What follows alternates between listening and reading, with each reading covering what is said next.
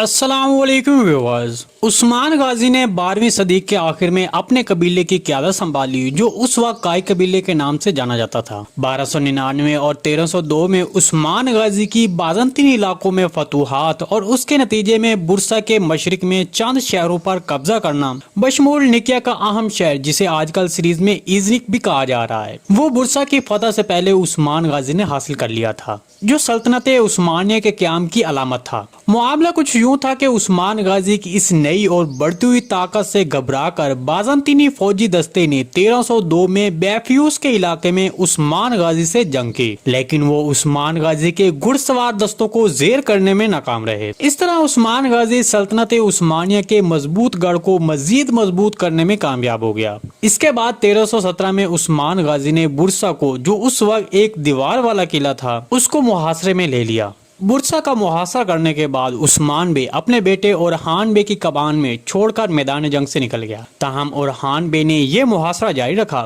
جس کے بعد یہ محاصرہ تقریباً 8 سے 9 سال تک جاری رہا۔ اس دوران عثمان غازی بیمار ہو گیا۔ جیسے جیسے برسا پر عثمانیوں کا دباؤ بڑھتا گیا، ویسے ہی بازنطینی گورنر نے آخر کار ہتھیار ڈالنا شروع کر دیے، اور برسا تیغفور نے اورحان غازی سے شہر چھوڑنے اور بحفاظت قسطنطنیہ جانے کی اجازت لے لی اور اپنی جان بچانے کے لیے ایک اہم رقم ادا کی۔ 6 اپریل 1326 کو عثمانی فوج اورحان غازی کی کمان میں برسا میں داخل ہوئی، جبکہ ان کے والد عثمان بے بستر مرگ پر تھے۔ فتح کے کچھ عرصے بعد عثمان غازی کا انتقال ہو گیا۔